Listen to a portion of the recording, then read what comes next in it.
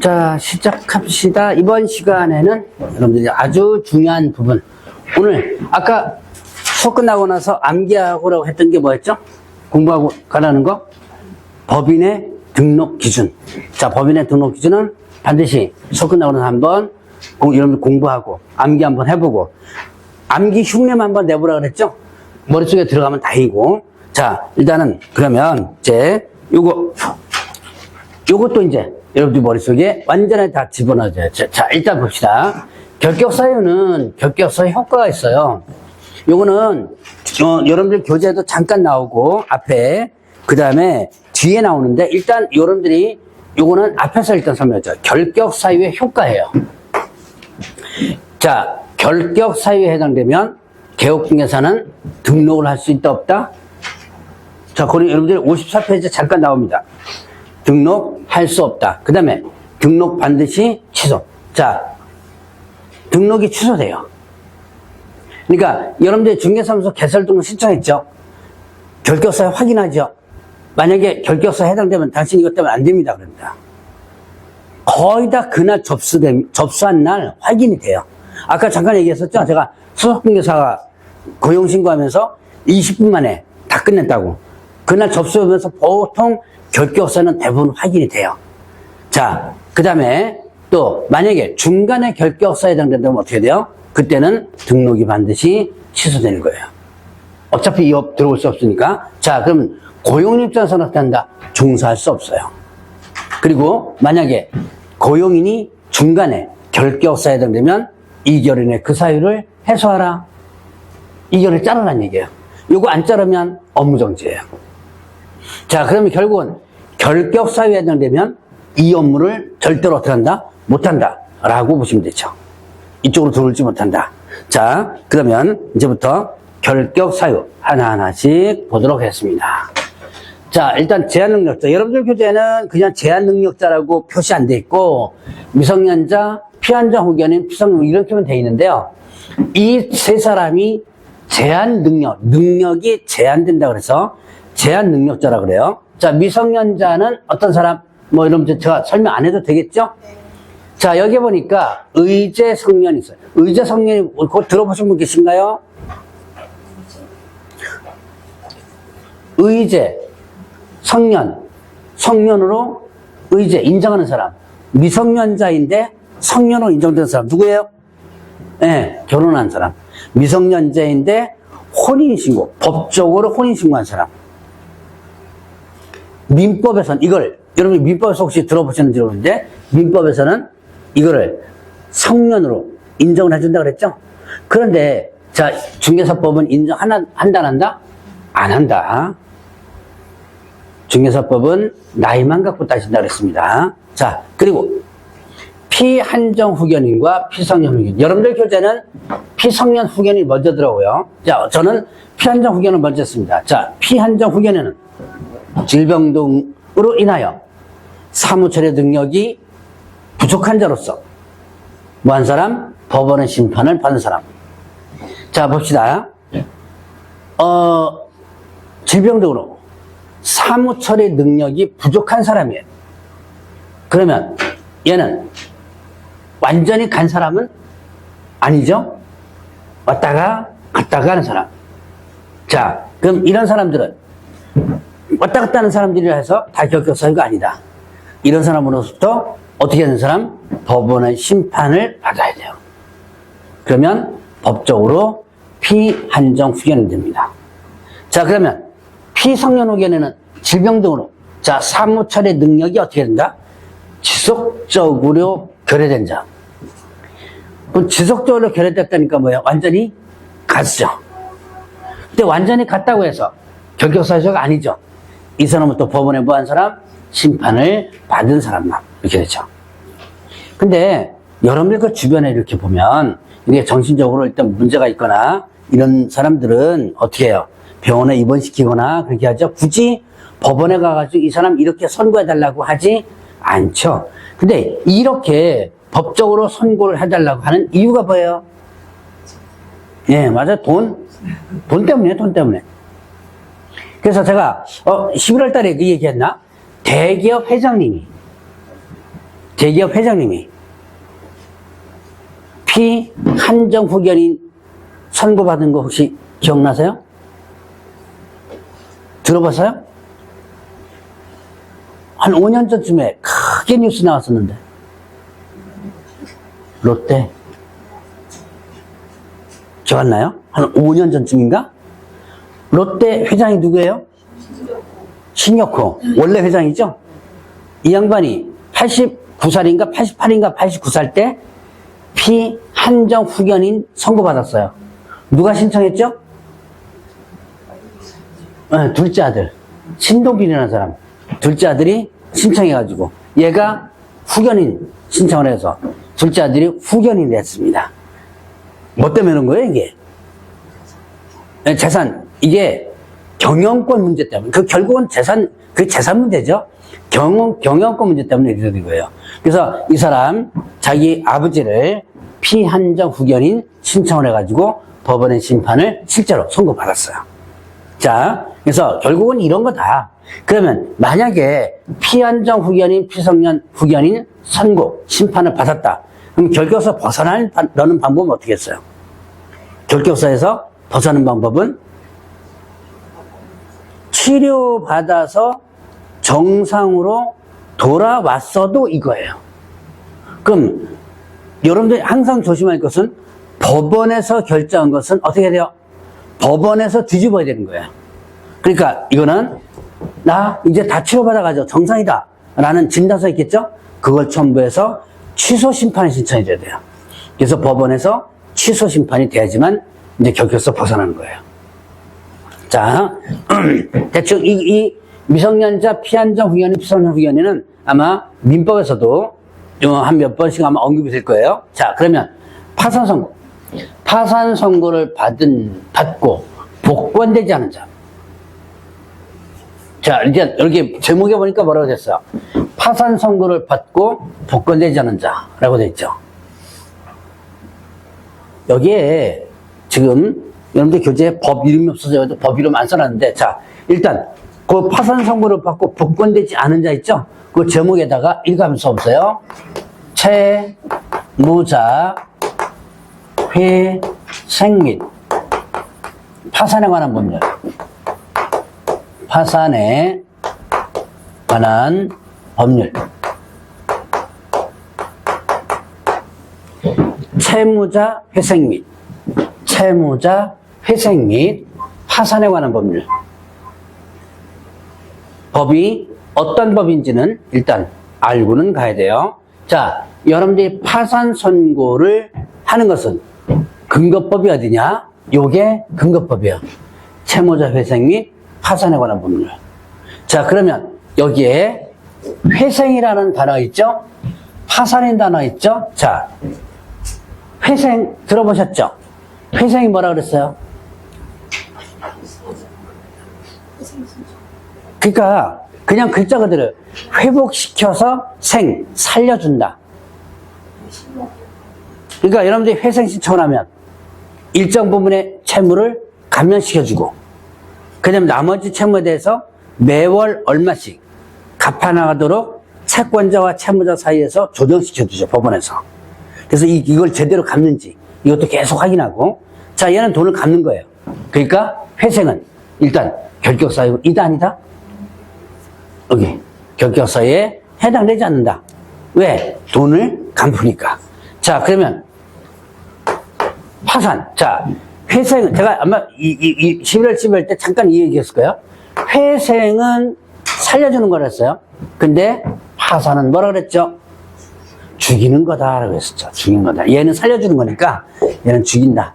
어떻게 죽인다? 이게 죽이는 방법이 문제죠, 이게. 네. 어떻게 죽여요? 죽이긴 죽이는데 살벌하죠? 네. 경제적으로 죽인다 그랬죠. 경제적으로 죽인다. 즉 파산 선고를 받게 되면요, 재산권을 박탈시켜요. 근데 이제 파산 선고 되죠? 그럼 나의 재산권이 박탈되면서 누가 갖고 가냐면 법원에서 갖고, 파산 법원에서 갖고 가요. 내가 돈을 벌어도 내 돈이 아니에요. 누구한테 다 갖다 바쳐야 돼요. 법원에 다 갖다 바쳐야 돼요. 그리고 법원에서 다시 나눠줘요, 생활비를. 자, 이런 식으로 재산권이 완전히 박탈되게 됩니다. 자, 그러면 제가 여기서 또 하나 기초적으로 여러분이 기억해야 될 거. 자, 파산 선고 받았습니다. 그러면 돈 갚을 의무가 있나요, 없나요? 파산 선고 받았다? 돈 갚을 의무가 있다. 자, 여기서 또부터 싹 머릿속에 일단 요걸 집어넣어야 돼요. 여러분들이 흔히 생각하기로 파산하면 돈 안 갚아도 된다라고 생각하죠? 근데 돈 갚을 의무는 당연히 부여놓습니다. 언제까지 갚아라. 기간을 안 정해줄 뿐이에요.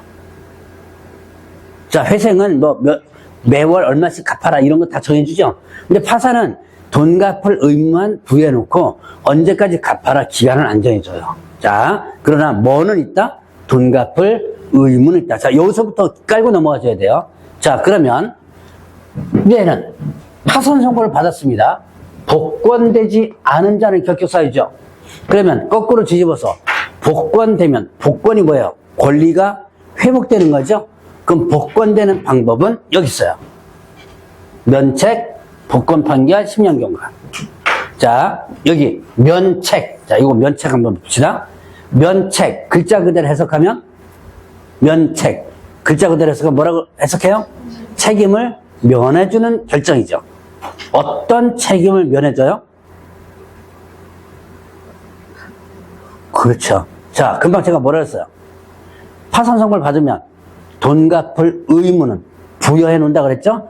그 돈 갚을 의무를 면해주는 결정이 면책 결정이에요. 여러분들 아마 면책이라는 단어는 많이 들어봤을 거예요, 아마. 근데 여러분들이 흔히 파산과 면책을 같은 개념으로 하는데 달라요. 파산 신청과 면책 신청은 별개 신청입니다. 대부분 이제 변호사나 이런 데서 대행하는 사람들은 파산과 면책을 신청을 별개로 다 해가지고 한꺼번에 하지만 어쨌든 별개예요. 자, 그러면 면책이 안 날 수도 있습니다. 그래서 여러분들이 면책 결정을 받기 위해서는 아주 강도 높은 심사가 들어가요. 그래서 제가 얘기했는지 모르겠는데 11월 달 공부하신 분들한테 최근 10년간의 금융조회를 싹 합니다. 그 다음에 그걸 소명해 줘야 돼요. 8년 전, 9년 전, 10년 전에 내가 몇백만 원 어떤 통장에다가 집어넣었다가 뺐습니다. 입출금 기록이 있겠죠? 그럼 그거 왜 빼가지고 뭐 했냐를 소명해 줘야 돼요. 거기까지가 소명이 다 돼야지만 뭘 한다? 면책 결정. 이거 소명 못하면 안 돼요. 그래서 이제 변호사나 이게 대행하는 데서는 다 됩니다 그러는데요. 나중에 가짜로 잘못했다가 걸리는 경우도 가끔 있어요.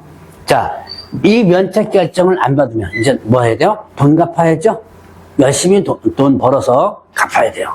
자, 그럼 복권 판결을 받으려면 채무를 모두 변제해줘야 돼요. 그리고 나 돈 다 갚았으니까 원위치 해주세요. 복권 신청을 해야 돼요. 그 복권 신청해서 복권 판결을 받는다면 그때 뭐가 된다? 복권되는 거예요. 자, 그러면 파산 선고 받으면 돈 갚아요, 안 갚아요? 대부분 안 갚죠. 그러면 몇 년 개입은 된다? 10년. 그래서 여러분들 혹시 파산 신청하죠? 선고하면 10년만 어쩌지 개기세요. 그래서 이것 때문에 돈 안 갚아도 된다는 이미지가 나온 거예요. 자, 10년이 왜 10년이냐? 여러분들 혹시 이건 일반 상식 같은데 일반 채권 소멸시효라는 거 들어봤어요? 상식. 일반 채권 소멸시효. 여러분 돈을 빌리죠? 그리고 조용히 몇 년 동안 안 갚으면 10년 동안 안 갚으면 법적으로 갚을 의무가 없어져요. 소송을 해도 져요. 10년 지나면. 그게 일반 채권 소멸시효입니다. 자, 그래서 요 10년이 그것 때문에 나왔다고 보시면 돼요. 그래서 10년이 경과되면 복권된다. 자, 복권되면 결국에서 바로 벗어난다. 자, 10년 되기 전에 당사자가 선망을 했어요. 그러면 그 빚이 자녀한테 선수들 파산은 돈 갚을 경제권이 어디가 있죠? 그렇죠. 사망하면 끝이에요. 법원에 가는 네, 법원에 가 있기 때문에. 그리고 그게 10년이 지나면 이제 복권되니까 돈 안 갚아도 된다는 거죠. 이게 그 사이에 죽어버리면 끝입니다. 나의 권한, 나의 경제적 권한이 있어 없어요? 없죠. 네, 그래서 죽으면 끝이에요. 뭐 죽여버리려고? 그게 갑자기 섬뜩하다. 한 사람 죽이려고 하는 것 같은 느낌이 드는데, 지금. 자, 그래서 파산 선고는 요 정도 기억을 하면 됩니다. 자, 그러면 이제 형벌을 받는 자. 이제 죽이면 이렇게 나와요. 자, 형벌. 자, 봅시다. 금고 이상의 실형. 자, 55페이지 나왔죠? 금고 이상의 실형을 선고받았습니다. 자, 금고 이상의 형 하면 뭐라 그랬어요? 금고형, 그 다음에 징역형, 그 다음에 왜? 사형, 이렇게 되죠. 어차피 사형은 죽을 거니까 빼고, 금고 이상. 뭐뭐 이상하면 뭐뭐 붙어 들어가죠? 금고 이상이니까 금고부터 들어가는 거예요. 자, 그러면 금고형, 여러분들 금고형과 징역형이 있는데 형벌에는 둘의 공통점이 뭐예요? 둘의 공통점은 네, 교도소에 들어가는 거. 자, 이게 공통점이에요. 자, 금고형과 징역형의 차이점은 예, 네, 맞아요. 자, 요 11월 달에 공부하셨던 분들 조금 기억날 거예요. 강제 노역을 하느냐 안 하느냐. 그러면 이제 교도소에 징역형으로 가죠. 자, 금고형으로 가면 금고형을 선고받으면 이제 가서 놀면 돼요. 신문 보고 텔레비전 보고 놀다가 심심하죠? 나 일할래. 그럼 일 시켜줘요. 힘들죠? 나 안 할래. 그럼 빠져도 됩니다. 이 금고형이에요. 자, 그런데 징역형은 강제 노동합니다. 강제로 노역을 해줘요. 교화 차원에서. 자, 요게 징역. 그러니까 금고 징역 순서가 이렇게 되죠. 실형 선고받았습니다. 집행 종료. 이게 뭐예요? 만기, 기간 만기다가 추수한 거죠. 이제 교도소에서 나오면 그때부터 몇 년간 격격사요? 몇 년간? 3년 경과되지 않았죠. 3년간 격격사요. 자, 그러면 또 집행이 종료된 것으로 보는 경우 포함. 자, 여기서 뭐죠? 여러분들 여기다가 밑줄 쳐놓으세요. 집행이 종료된 것으로 보는 경우 밑줄 쳐놓고, 자, 이렇게 써놓으세요. 가석방 이렇게 해놓고 자녀 형 종료. 여기 밑에 있긴 있네요.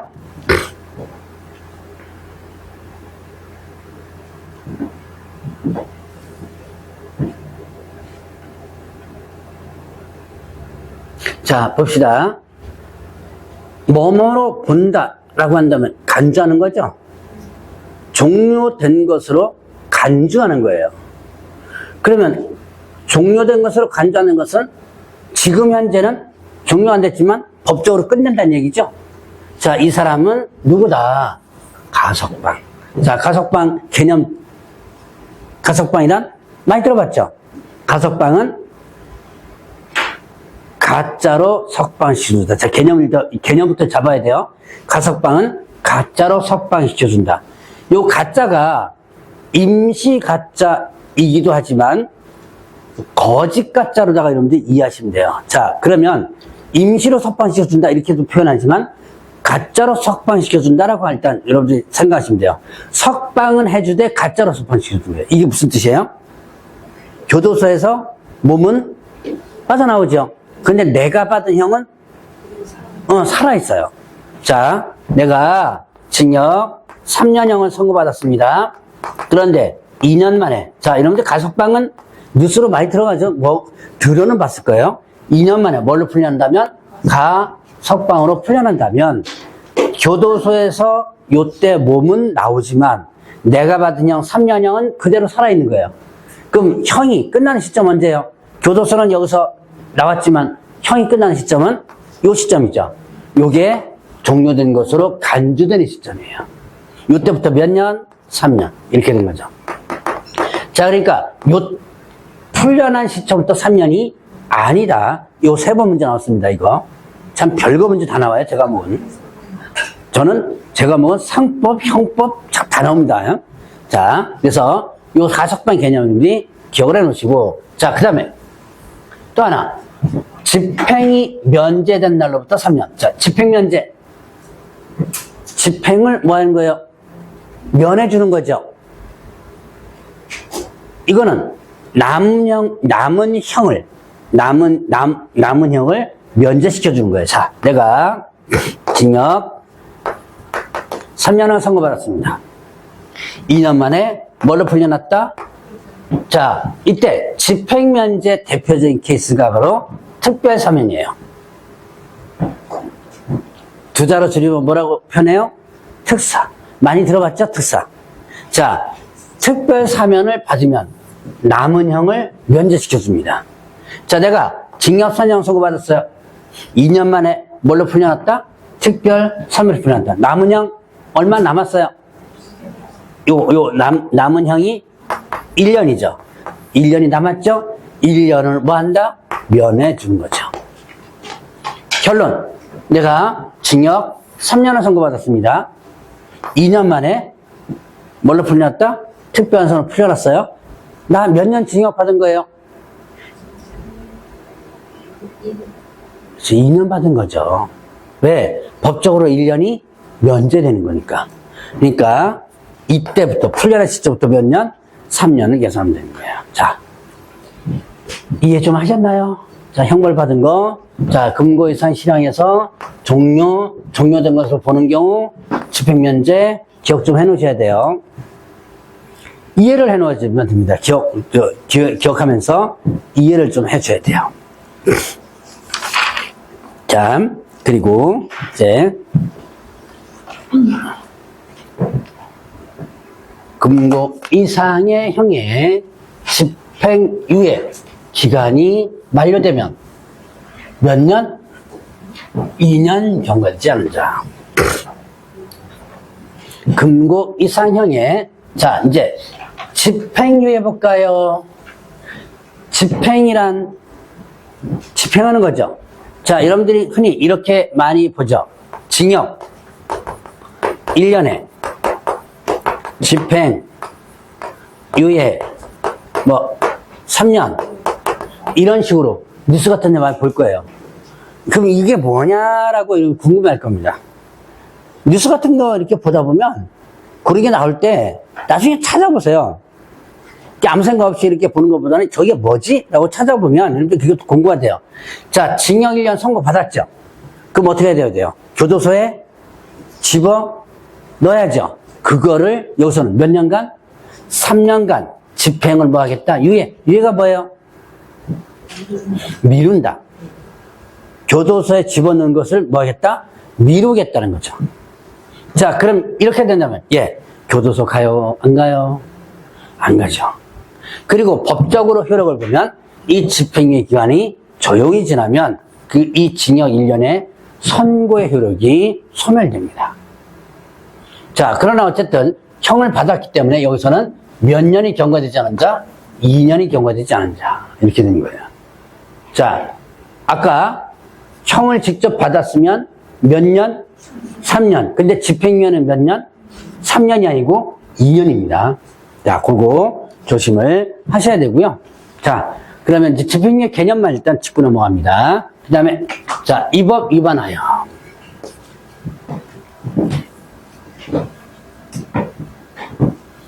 이 법은 뭐예요? 중개사법이죠? 중개사법 위반하여 처벌받은 자 이렇게 되는데요. 자, 자격 취소 몇 년? 3년. 공인중개사 자격 취소 3년. 3년 동안 일 할 수 없다는 얘기예요. 자, 저번 주에 배웠던 거, 오늘도 잠깐 언급했는데, 공인중개사 자격이 취소되면 시험을 못 보죠. 몇 년간 못 보죠? 3년. 3년간 시험도 못 보지만 3년간 일도 못 해요. 그러니까 시험도 못 보고 일도 못 하고 이렇게 되는 거죠. 자, 그 다음에 자격 정지. 이 자격 정지는 누구에게 하는 거냐면 소속 공인 중개사에게 합니다. 자, 자격정지는 누구에게 한다? 소속 공인 중개사에게 한다.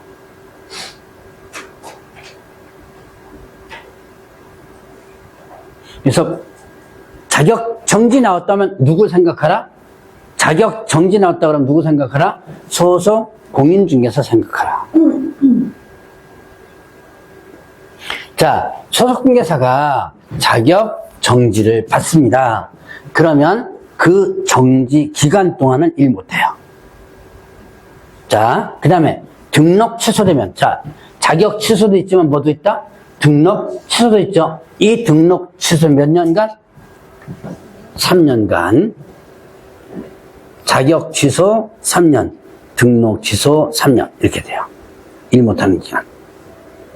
그리고 그 등록 취소해 보니까 뭐 예외가 좀 있거든요. 그거는 3월달에 일단 그 중요한 건데 3월달에 일단 설명을 하기로 하고 지금은 큰 틀로서 기억해 놓으면 돼요. 자, 자격 취소되면 몇 년간 일 못한다? 3년. 등록 취소 몇 년간?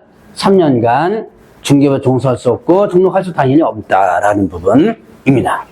자, 그러면 이제 보죠. 이거는 좀 이해를 좀 하셔야 되는데 한번 봅시다. 업무정지 후 폐업신고. 업무정지 받고 폐업신고를 하면 그 업무정지 기간 동안이 경과되지 않은 자 기간 동안이 결격사유예요. 자, 이제 이걸 잠깐 보죠. 이 규정은 왜 만들었느냐? 폐업 때문에 만들었어요, 폐업. 아까 잠깐 공부했을 거예요. 폐업하면 등록의 효력이 어떻게 되죠? 소멸, 없어지죠. 자, 그러면 보겠습니다. 개업 공인중개사가 업무정지를 받았어요. 업무정지는 뭐예요? 영업정지입니다. 여러분들 이제 흔히 다른 업종에서는 이걸 영업정지라고 그래요. 그거를 표현을 뭘로 바꾼 거예요? 업무정지로 바꾼 겁니다. 자, 그러면 업무정지를 딱 받았어요. 받으면 예를 들어서 6개월 업무정지 받으면 6개월 동안 일 못하잖아요. 그러니까 문을 닫아버립니다. 아예. 폐업신고 해버린 거야. 자, 폐업신고하는 순간에 등록의 효력은 어떻게 되죠? 소멸, 없어지죠. 그럼 일반인이죠. 그러면 업무정지 효력은 어떻게 돼요? 폐업신고를 딱 하는 순간에 업무정지 받은 효력은 살아있어요? 없어서요? 그렇죠. 없어지죠. 업무정지는 누구에게만 효력이 있는 거예요? 개업 공인중개사에게만 효력이 있는데 폐업하는 순간부터는 개업공개사가 아니죠. 효력이 없어지는 거예요. 자, 그러면 이제 여러분들 머릿속에 뭔가가 떠오르는 거 없어요? 그렇죠, 그렇죠. 내가 업무정지 받자마자 잽싸게 뭐하고 폐업하면 법적으로 싹 정리가 되죠. 싹 정리가 되니까 다시 등록하고 다시 일할 수도 있죠. 그걸 막는 게 이거예요. 그럼 그것까지 이해됐으면 이건 이해가 돼요. 이해가 됐나요? 그러니까 그 업무정지를 살려놓기 위해서 이렇게 결격서를 만들어 둔 거죠. 자, 이거 이해를 하고 넘어가면 됩니다. 자, 그 다음에 업무정지 사유 발생 당시에 사원 또는 이었던 자. 자, 이제 사원이면 또 나오네요. 앞으로 지격계 사원이면 나와요. 자, 그리고 지격계 제가 초기 때 물어볼 겁니다. 자, 한 3, 4월 달까지 물어봐요. 사원 또는 임원하면 누구죠? 아, 예, 경영진이다. 머릿속에 완전히 박아놓으세요. 사원 또는 임원하면 경영진이다. 그리고 이 사원은 무슨 사원만을 의미한다? 예, 그렇죠. 무한 책임 사원만을 의미한다 그랬죠. 자, 근데 봅시다. 이 회사가 잘못되면 누가 책임진다? 사원 또는 책임진다 그랬죠.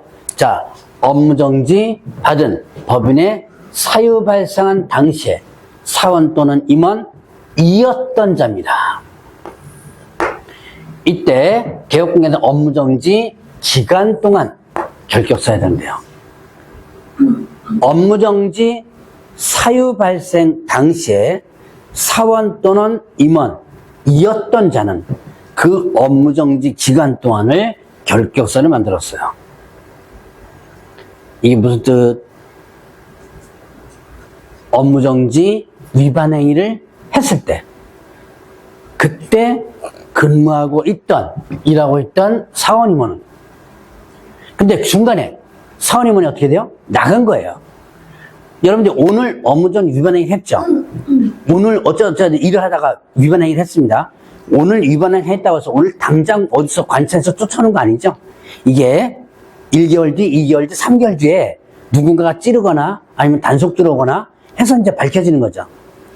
위반 행위를 한 날 일하고 있었는데 그것 때문에 업무정지 받을 때는 있는 사람, 없는 사람? 이었던 자죠. 그럼 현재형이에요? 과거형이에요? 이거 완전 국어 시간이다. 현재형, 과거형. 그때는 있었는데 지금은 있어 없어요? 예. 네. 무슨 뜻이에요? 그때는 근무하고 있었는데 지금은 없는 사람. 너도 그때 너도 있었으니까 너도 책임져라. 자, 예를 한번 들어볼게요. 자, 봅시다. 2026년 1월 1일 날, 이거는 3월 달에도 똑같은 예들 거고, 그래도 이해 안 되면 5월 달에도 또 예를 들 거예요. 법인에서 업무정지 위반 행위를 했다. 1월 날 위반 행위를 했습니다. 근데 당장 이때 걸리는 거 아니죠? 자, 이때 B라는 임원이 여기에 근무하고 있었는데 2월 1일 날 A라는 임원이 뭐였냐면 사임하고 나간 거예요. 이제 사표 쓰고 나갔어요. 임원이 이제 그만둔 거예요. 그리고 3월 1일 날 법인이 업무정지 당했습니다. 업무정지 예를 들어서 3개월. 업무정지 3개월 당했습니다. 뭐 때문에 업무정지 당했어요? 네, 1월 1일 날 업무정지 위반 행위를 했죠. 이게 언제 들켜서? 이때 들켜서 업무정지 당한 거예요. 3개월 동안.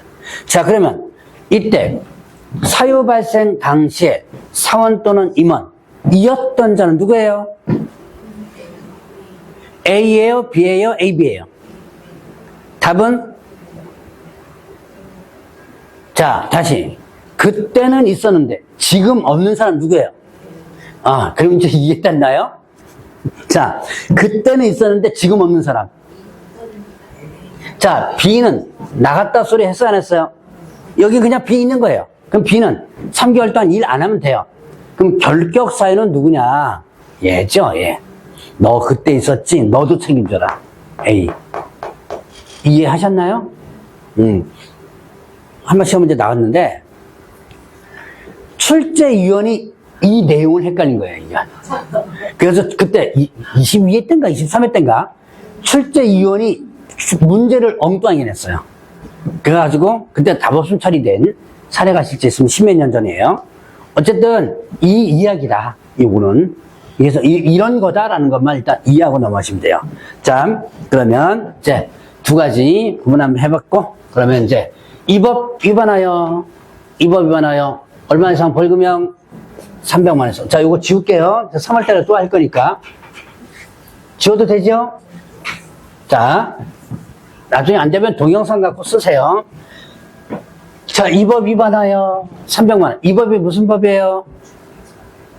중개사법 위반하여 300만 원 이상 벌금형을 선고받으면, 자, 다른 법 위반해서 벌금형은 상관없습니다. 중개사법 위반해서 벌금형은 이때 300만 원 이상. 자, 숫자 3년간 겪었어요. 3년. 계속 3년이 나오죠? 근데 3년이 아니고 2년짜리가 있었죠? 계속 지금까지 거의 다 3년 나왔는데 2년짜리가 하나 있었죠? 뭐요? 집행유예. 집행유예는 2년. 자, 그 다음에, 자, 사원 또는 임원. 또 사원 임원 하는데, 사원 임원 하면 누구예요? 경영진이다. 또 이제 똑같은 얘기했죠. 경영진이다. 이 회사가 잘못되면 누가 책임진다? 경영진 책임진다. 그러면 사원 임원 한 사람이라도 결격사유에 해당되죠. 그러면 결국 누가? 그 법인 자체가 결격사유입니다. 그러면 얘네들은 경영진 하나의 팀이기 때문에 그 중에서 한 사람이라도 결격사유 되면 그 법인 자체가 결격사예요. 그럼 법인 자체가 결격사면 법인은 어떻게 돼요? 등록이 취소되겠죠.